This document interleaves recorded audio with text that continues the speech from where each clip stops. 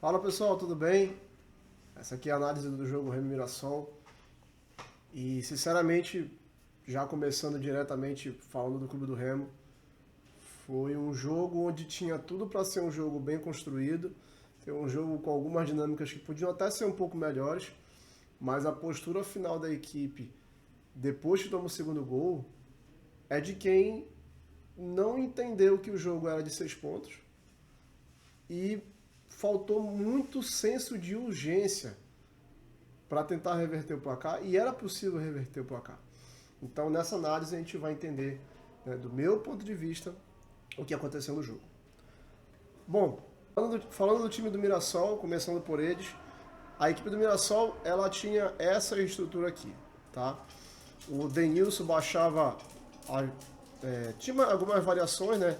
Uma delas, a principal, pelo menos aqui, o que aconteceu muito no jogo, que deu muito jogo para o Mirassol, foi essa aqui, né? Com os dois zagueiros tendo o apoio de um dos volantes, às vezes podia ser o Japa, às vezes podia ser o Denilson, camisa 8.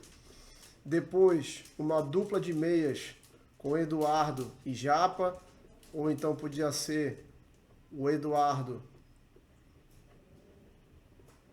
com o Denilson, perdão, o Denilson com o Eduardo, porque a prioridade era sempre deixar Formiga e Reinaldo espetados. Gustavo Silva e Edson Carioca, os pontas de origem, acabavam não jogando tão abertos, e sim um pouco mais centralizados, e isso fez muita diferença na equipe do Mirassol. E na frente, o Bruno Santos sendo referência, sendo o cara que prendia os zagueiros. O Clube do Remo, por sua vez, fez o seu tradicional 4-4-2, duas linhas de 4 e uma linha de 2, onde quem fazia os lados eram Pikachu e Aleph Manga. Zé Ricardo e Tagliari já faziam a primeira linha de pressão. E isso influenciou muito a marcação. E a origem e o mapa da mina do Mirassol estava aqui. Em situações onde o Marcelinho era arrastado para fora da linha, para que o Mirassol ele atacasse esse espaço da equipe paraense. E é o que a gente vai ver na análise agora. Trazendo vocês para os vídeos, a gente vai deixar claro como é que funcionava isso aqui. Então, o gol do Mirassol, ele vem... Deixa eu tirar aqui o áudio para a gente conversar. O gol do Mirassol, ele nasce dessa dinâmica. Gabriel, a linha de 3, a linha de 2, como a gente falou, né? Os dois volantes, os 5 da frente, e o Edson Carioca arrastando o Marcelinho para ir atacar esse espaço. Nesse lance, não dá em nada, né? O Reinaldo tenta um cruzamento e a bola sai para o Marcelo Rangel. Na sequência, novamente a estrutura, agora com o Japa baixado com o Gabriel e o João Vitor, e o Denilson fazendo agora um volante, né? O Eduardo podia baixar aqui também. Aqui no caso o Gustavo Silva baixa para receber, depois ele ataca novamente. Bruno Formiga recebe lá, e aí o Gustavo escapa no mesmo espaço, lá pelo lado esquerdo, após o Mike ter que saltar nele. E aí o Formiga consegue fazer esse corte para dentro, porque o Patrick é arrastado pelo Gustavo Silva na jogada. Mais uma vez, ó, mesma saída de 3, agora o Denilson baixando entre os zagueiros. E esse lance, o Gabriel consegue achar espaço porque o Zé não vai pressionar. Então, o Edson Carioca já observa a vantagem. Ó, como ele aponta que o passe é para ser no Bruno Santos, para ir achar lá na frente. Como o Zé Ricardo não vai pressionar, quem se sente na obrigação de fazer isso é o Pico. Quando ele salta, gera esse espaço no meio. E aí a dinâmica do Mirassol acontece. E essa sequência esse lance que eu dava o escanteio é onde nasce o gol do Mirassol. E aí, falando dos gols, como o Remo ele tem uma marcação mista, na marcação mista, uma das situações é a marcação individual. Então tem quem fique na zona e tem quem fique na individual. Nessa individual a gente vê o Patrick aqui se projetando para marcar o Gabriel. Mas ele não salta. Quem salta é o Marlon. E o que vai acontecer no segundo gol é exatamente isso. Ó. De novo, o Patrick agora marcando o João Vitor e ele simplesmente não salta com o João Vitor. Então esse comportamento já tinha sido originado no primeiro escanteio, né? Ou no escanteio do primeiro tempo. Só que após o gol, quando a gente olha aqui no mapa das ações, o Mirassol ele se torna displicente. Quando a gente pega o relatório, após o primeiro gol, o Mirassol some do jogo.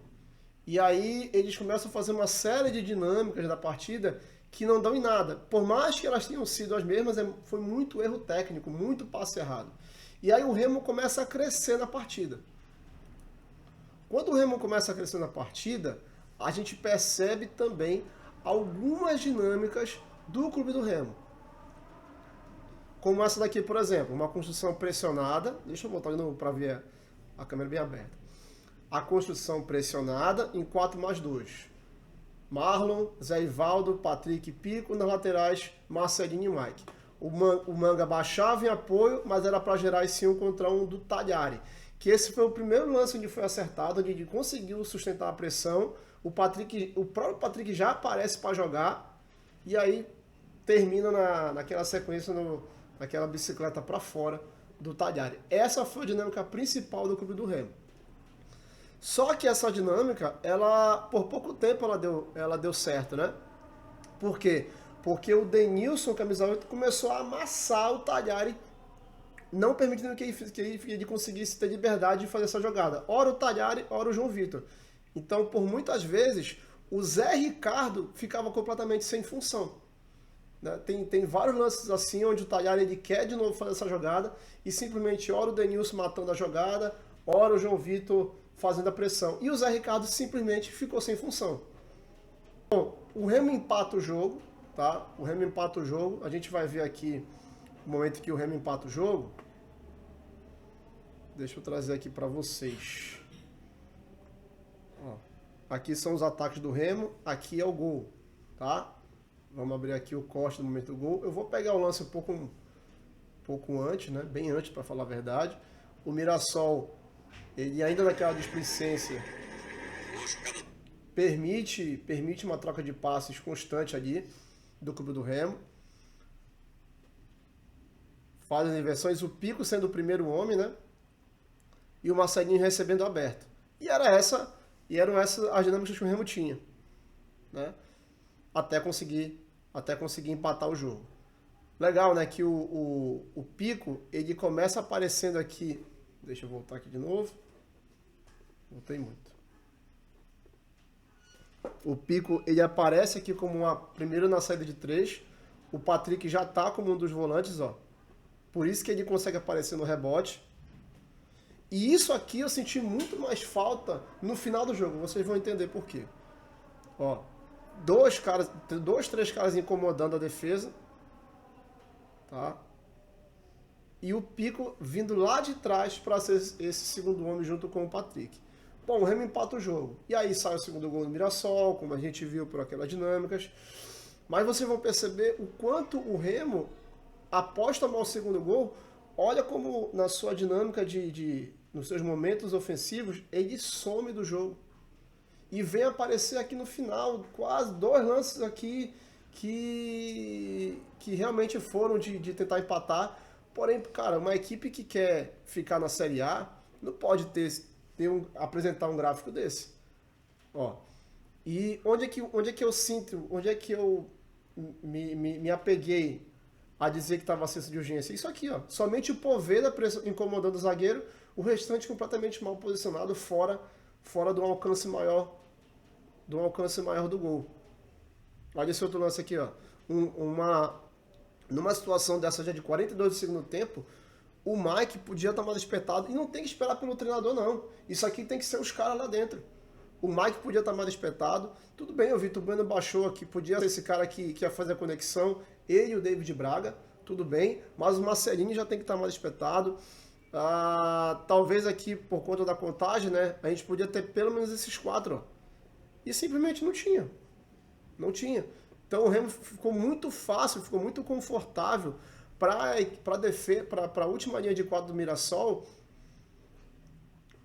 conseguir jogar, conseguir se defender. Ó, esse lance aqui foi o lance que mais me chateou, cara, porque o Poveda perde a bola na profundidade e o Patrick simplesmente dá um passe qualquer no lado.